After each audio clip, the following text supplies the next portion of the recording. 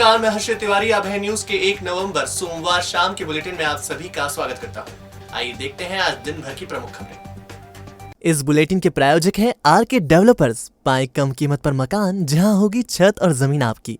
इस त्योहार पूरा कीजिए अपने घर का सपना।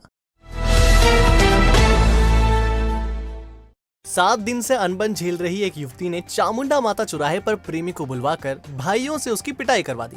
इतना ही नहीं, उसने भी प्रेमी पर जमकर हाथ साफ किए। चौराहे पर चल रही पिटाई का लोग वीडियो बनाते रहे और फोटो लेते रहे। करीब 10 मिनट तक चले तमाशे के बाद प्रेमी को उसका दोस्त बचा कर ले गया। दरअसल युवक और युवती का प्रेम प्रसंग चल रहा था। 7 दिन पहले किसी बात पर युवक और युवती की अनबन हो गई थी। युवती ने अपनी तरफ से युवक से समझौते की कोशिश की, लेकिन जब बात नहीं बनी तो उसने रिक्वेस्ट कर चामुंडा माता चौराहे पर प्रेमी को बुलवा लिया। प्रेमी अपने दोस्त के साथ मिलने पहुंचा तो युवती ने भाइयों के साथ मिलकर उसकी पिटाई शुरू कर दी। युवक को बुरी तरह पीटा गया। इस धमाचौकड़ी में युवक की एक्टिवा भी चौराहे पर छूट गई, जिसे युवती के भाई ले गए।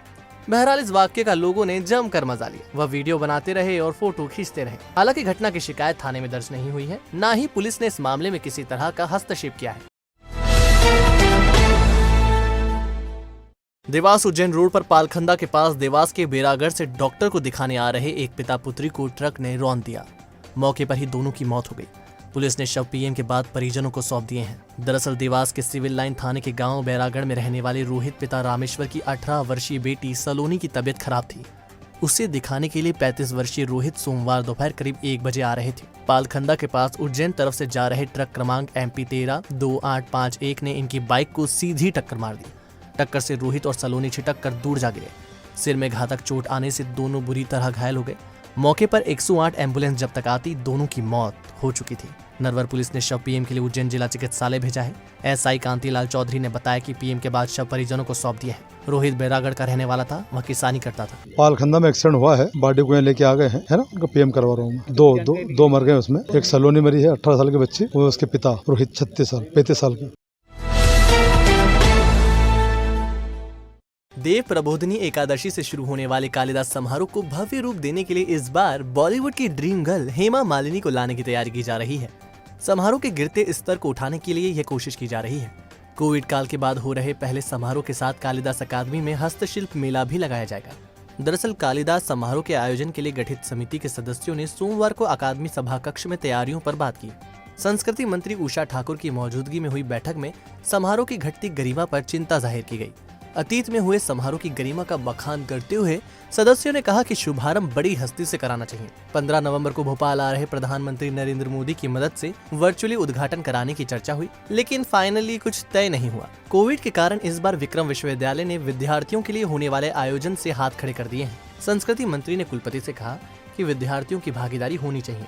आयोजन समिति में यूं तो 94 सदस्य हैं, लेकिन 25 ही पहुंचे। कैबिनेट मंत्री मोहन यादव राजगढ़ में जरूरी बैठक होने का हवाला देते हुए जल्दी निकल गए।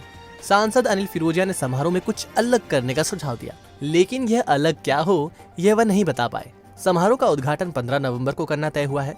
21 नवंबर तक चलने वाले समारोह में एक दिन ड्रीम गर्ल की प्रस्तुति रखने का भी तय किया। इसके लिए आयोजन समिति हेमा मालिनी से बात करेगी।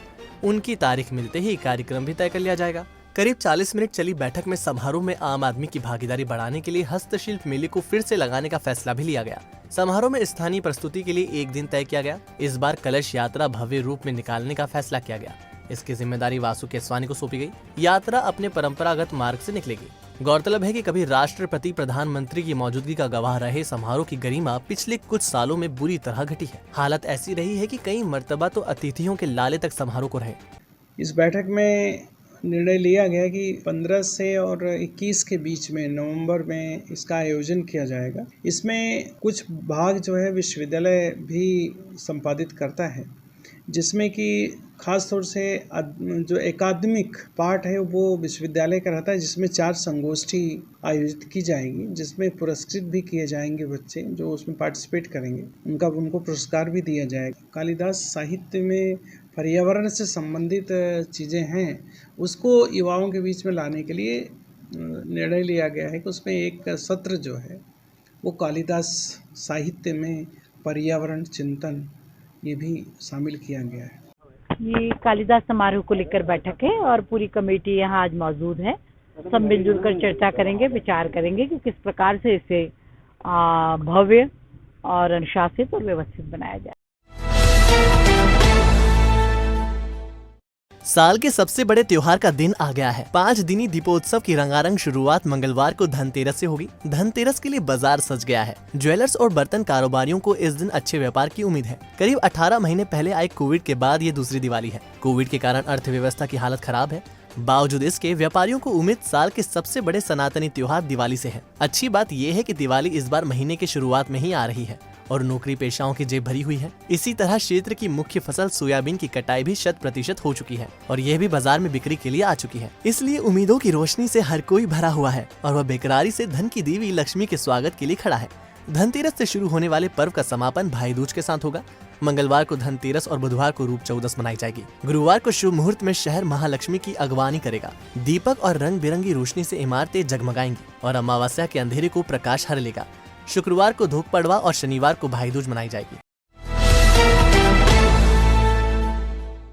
पाकीज़ा, आपका हुक्म सराखों पर, तो मनाएं इस त्योहार की खुशियां हमारे साथ। मेंस वुमेन्स किड्स के लिए ट्रेडिशनल और वेस्टर्न कपड़ों की विशाल श्रृंखला, footwear, luggage bags, accessories, dress material, home furnishing, economy से लेकर प्रीमियम हर ब्रांड है यहाँ। और हाँ, घर में यदि बजने वाली हो शहनाई तो जरूर देखें पाकीज़ा के स्पेशल दुल्हन के लहंगा चुन्नी, इवनिंग गाउन, दूल्हे के कोट, सूट, जोधपुरी, नवाबी और भी बहुत कुछ। खरीदारी के साथ लाभ लें हमारी फ्री सर्विसेज का। पुलिस परिवारों को मिलेगा विशेष छूट लाभ। पुलिस वर्दी मात्र 379 रुपए में। तो एक बार सेवा का मौका जरूर दें। हमारा पता पाकीज़ा 41 वरा मेर मार्ग, फ्रीगंज, उज्जैन। घटिया तहसील के 4 लोगों ने जमीन को असिंचित बताकर सिंचित जमीन की रजिस्ट्री करा ली। इन लोगों के खिलाफ उप पंजीयक ने FIR दर्ज कराई है। इन पर स्टाम्प शुल्क की चोरी का आरोप लगाया है। दरअसल घटिया के भूमि स्वामी कमल सिंह ने सर्वे नंबर 943/3/3 के रकबा 0.39 हेक्टेयर को असिंचित बताकर बेच दिया था। इस तरह शासन को 55,000 रुपए के स्टाम्प शुल्क की हानि पहुंचाई गई। इसी तरह उज्जैनिया की निवासी कलाबाई और लीलाबाई ने 16 फरवरी को सर्वे नंबर 1452 रकबा 0.52 हेक्टेयर को असिंचित बताकर 25,000 रुपए के पंजीयन शुल्क की चोरी की। पान बिहार के भूमि स्वामी जितेंद्र पिता मांगी लाल ने 16 फरवरी सर्वे नंबर 1659/1/1 रकबा 0.35 हेक्टेयर असिंचित बताकर बेच दी थी। इससे शासन को 39,000 रुपए के टैक्स की नुकसानी हुई। उप पंजीयक ने इन सभी के खिलाफ मुकदमा दर्ज करा दिया है। इंदौर रोड का ढेडिया आदर्श गांव बन गया है। रविवार रात गांव में समारोह आयोजित किया गया। 2100 दीपक जलाकर खुशियां सेलिब्रेट की गई। दरअसल 31 बिंदु की योजना बनाकर जिला पंचायत ने गांव को आदर्श बनाने की तैयारी शुरू की थी। इसमें गांव के 300 परिवारों ने भी भरपूर योगदान दिया। जिला प्रशासन के अधिकारियों का भी पूरा सहयोग मिला। लिहाजा गाँव में सफाई और कचरा निपटान की उत्तम व्यवस्था मुकम्मल हो गयी। कलेक्टर आशीष सिंह, जिला पंचायत CEO अंकिता धाकरे, जनपद पंचायत CEO हेमलता शर्मा, नोडल अधिकारी कविता उपाध्याय, ग्राम पंचायत सरपंच, सचिव ने सभी का आभार माना। वारंटियों के खिलाफ पुलिस मुख्यालय द्वारा दिए टास्क को उज्जैन पुलिस ने बेहतरीन तरीके से पूरा किया है। पुलिस ने 10 दिन की अवधि में 1870 वारंट तामील कराए हैं। इसके साथ ही 1363 समन्स भी इस दौरान तामील कराए गए। दरअसल 21 अक्टूबर से समन्स एवं वारंट तामीली का अभियान शुरू किया गया था। इसमें शहरी एवं देहात पुलिस ने बेहतरीन काम किया है। तामील कराए वारंटों में 1257 जमानती, 480 गिरफ्तारी और 133 स्थायी है। त्योहारी सीजन में फूड विभाग की मोबाइल लैब शहर में जांच करने निकल पड़ी है। 10 रुपए का शुल्क चुकाकर लैब के माध्यम से खाद्य सामग्रियों की जांच कराई जा सकती है। सोमवार को मोबाइल लैब फ्रीगंज क्षेत्र में तैनात रही। लैब के माध्यम से लोगों को मिलावट की परख करने की सीख भी दी गई।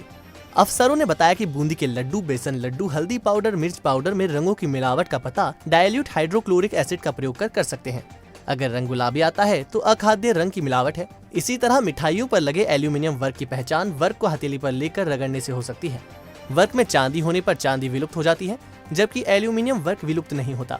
फूड इंस्पेक्टर बसंत दत्त शर्मा ने बताया कि मावे में स्टार्च, रवे की मिलावट का पता लगाने के लिए मावे का गर्म पानी में घोल बना ले। इसमें टिंचर आयोडीन डाले तो रिंग बन जाएगी। इसी तरह मावे की मिठाई में अखाद्य रंग की जांच की जा सकती है। बिल्कुल बहुत साधारण टेस्ट है और लोग जो उपभोक्ता हैं, आम उपभोक्ता या दुकानदार हैं, वो कुछ साधारण टेस्ट लगा के भी पता लगा सकते हैं, प्राइमरी टेस्ट कि इसमें ये पूरी तरह शुद्ध है या नहीं है, इसमें थोड़ी सी मिलावट है। और बाकी हमारी चलित खाद्य प्रयोगशाला है जिसकी सहायता से हम जांच कर सकते हैं। 10 रुपये में कोई भी आम उपभोक्ता इसमें जांच कर सकता है। जैसे मैंने अभी आपको बताया कि सिंपल टेस्ट, जैसे आप कह रहे हैं कि मिठाई त्योहारी सीजन है तो मिठाइयों में और इनमें मिलावट की संभावना बढ़ जाती है, तो मैंने अभी आपको जैसे टेस्ट करके दिखाया, जैसे मावा है तो मावे में अगर स्टार्च की मिलावट जांच हमें करनी हो, जैसे स्टार्च रवा, मैदा या मैश किया हुआ आलू मावे में मिलाया हुआ है, तो हम बिल्कुल मावा लें, थोड़ा सा टेस्ट ट्यूब में उसको लेके थोड़ा सा गर्म पानी की सहायता से घोल लें, और घोलने के बाद उसमें 2 या 3 ड्रॉप टिंचर आयोडीन जो आसानी से बाजार में मिल जाता है, आयोडीन सॉल्यूशन के नाम से मिलाएं। तो अगर स्टार्च उपस्थित है तो एकदम से ब्लैक या ब्लू रिंग आएगी, और अगर स्टार्च उपस्थित नहीं है तो किसी प्रकार का कलर उसमें चेंज नहीं होगा, ठीक है ना। इसी प्रकार हम मिठाइयों की कर सकते हैं। मिठाइयों का कलर है, जैसे हम ये देख रहे हैं, ये बर्फ़ी है, थोड़ा येलो कलर लिए हुए, या तो इसको रंगीन बर्फ़ी के नाम से बेचा जाए या केसर कतली के नाम से बेचा जाए, यानी कि दुकानदार ये कह रहा है कि मैंने इसमें केसर का कलर मिलाया है। लेकिन अगर इसमें सिंथेटिक कलर है तो इसको हम इसी तरह जैसे मावा घोल के बताया घोल सकते हैं, और थोड़ा सा इसमें सोल्यूशन देखें तो डाइल्यूट हाइड्रोक्लोरिक एसिड की कुछ बूंदें मिलाएं और उसको सेक करें, तो ये क्या हुआ, एक अलग उसका कलर प्रिसिपिट करके देगा, तो इससे हम कलर की जांच कर सकते हैं। मन्नत मोबाइल एंड गिफ्ट गैलरी इस दीपावली ले हमारे ऑफर्स का लाभ जो पूरे शहर में नहीं है कहीं। मिक्सर ग्राइंडर की खरीदी पर आपको मिलेगा वायरलेस स्पीकर, वो भी माइक के साथ बिल्कुल मुफ्त। इसके अलावा हर 500 की खरीदी पर भी है निश्चित उपहार। हमारे पास है मोबाइल फोन्स की आकर्षक रेंज और बच्चों के लिए हर प्रकार के गिफ्ट्स और खिलौने। तो एक बार मन्नत मोबाइल एंड गिफ्ट गैलरी जरूर पधारें। 34 शंकु मार्ग, tower Chowk, Freeganj, Ujjain. State bank of India और गेल ने अपनी तरफ से 2 वेंटिलेटर चरक अस्पताल में दान दिए। इसका श्रेय भूरेलाल फिरोजिया सामाजिक एवं शोध संस्था ले रही है। संस्था ने अपनी ओर से बताया कि सामाजिक क्षेत्र में काम कर रही संस्था ने SBI की मदद से 2 और गेल के सहयोग से 2 वेंटिलेटर चरक भवन को दिए हैं। सोमवार को एक कार्यक्रम में सांसद अनिल फिरोजिया, कैबिनेट मंत्री डॉक्टर मोहन यादव, पूर्व मंत्री पारस जैन, SBI के रीजनल मैनेजर अरुण कुमार सिंह ने वेंटिलेटर अस्पताल को प्रदान किए। इस मौके पर CMHO doctor Sanjay Sharma, CS doctor PN Verma, समाज सेवी राजेश बोराना आदि उपस्थित थे। संचालन संस्था सचिव सुदर्शन शिशुलकर ने किया। आभार भारतीय स्टेट बैंक के मुख्य प्रबंधक रमेश कहोर ने माना। आलोट विधायक मनोज चावला के माता पिता के खिलाफ मारपीट करने और धमकाने का प्रकरण दर्ज किया गया है। दरअसल बच्चों के बीच हुए विवाद में दोनों पर हाथापाई करने का आरोप लगाया गया है। सोशल मीडिया पर कमेंट को लेकर बच्चों में विवाद हुआ था, जो थाने तक पहुंच गया। विधायक ने प्रकरण को झूठा बताते हुए आलोट पुलिस पर भाजपा नेताओं के दबाव में काम करने का आरोप लगाया है। दरअसल मनोज चावला के भाई आनंद चावला और उनके बेटे पीयूष चावला की इंस्टाग्राम पोस्ट पर अभिषेक पहाड़िया ने टिप्पणी की थी। इसे लेकर सोशल मीडिया पर दोनों पक्षों ने तीखी टिप्पणियां की। मामले ने तूल पकड़ा तो विधायक के पिता कोमल चावला और मां गिरजाबाई अपने पोते मानस चावला के साथ अभिषेक की दुकान पर पहुंच गए। यहाँ चावला दंपति का अभिषेक की दादी शांतिबाई और पिता दुर्गा शंकर के साथ विवाद हो गया। दोनों पक्षों की शिकायत पर प्रकरण दर्ज कर लिया गया। पुलिस के मुताबिक विवाद शनिवार को हुआ था। देर रात विधायक के पिता कोमल चावला और मां गिरजाबाई के खिलाफ प्रकरण दर्ज कर लिया गया। अभिषेक के खिलाफ भी प्रकरण दर्ज किया गया है। अभिषेक के खिलाफ सोशल मीडिया पर भड़काऊ टिप्पणी के लिए प्रकरण दर्ज किया गया है। रात को जो आरोपी है, जो मेरे बेटे को धमका रहा था रात को, उसकी हमने सुबह थाने पे रिपोर्ट FIR की थी, और उसी मामलों को लेकर मेरे माता पिता दोनों, जो कि बुजुर्ग है, 60-65 साल की उम्र है, वो उनको दुकान पे समझाने के लिए गए थे, और उल्टा गाली गलौज और धक्का मुक्की उन लोगों ने की। लेकिन भारतीय जनता पार्टी के नेताओं के दबाव में पुलिस द्वारा मेरे बुजुर्ग माता पिता पे झूठी FIR दर्ज की गई। मानस चावला और अभिषेक पहाड़िया दोनों की तरफ से आवेदन प्राप्त हुए थे, और मानस चावला के आवेदन जो था उस पर जांच के बाद अभिषेक पहाड़िया पर कायमी की गई। और जो दूसरा घटनाक्रम था जिसमें इसके दादा दादी जो आवेदक थे उसके दादा दादी इन्वॉल्व थे, तो उनके और उनके जो अभिषेक पहाड़िया हैं उनके परिवार के बीच विवाद हुआ, जिस पर से फिर जांच के बाद मेडिकल वगैरह के बाद फिर कायमी हुई।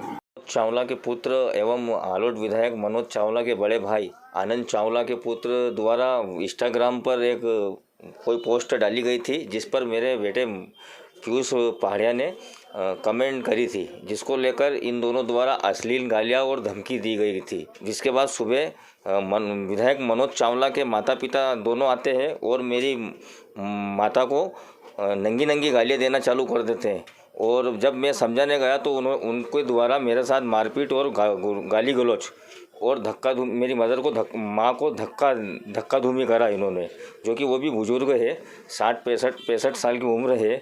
उनको भी चोट आई, जिनका मेडिकल हमने आलोट थाने पे, मेरा और दोनों का मेडिकल आलोट थाने पर आलोट हॉस्पिटल में करवाया गया है।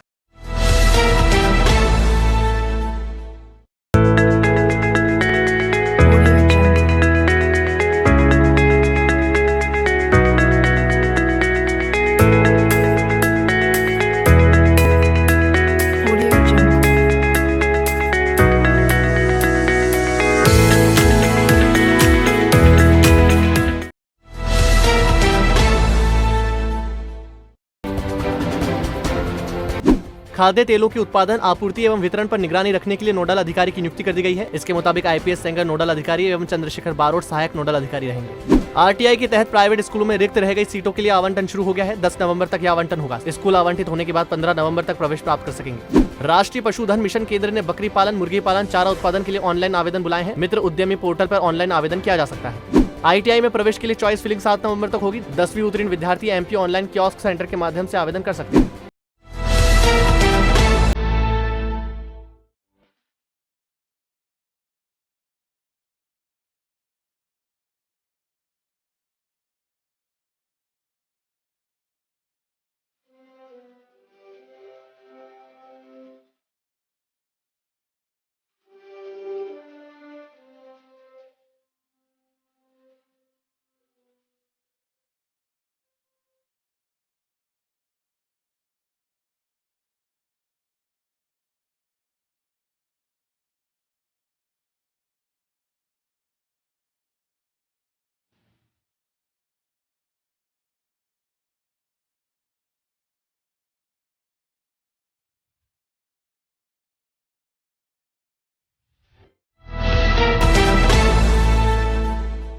तो आपने देखा हमारा बुलेटिन।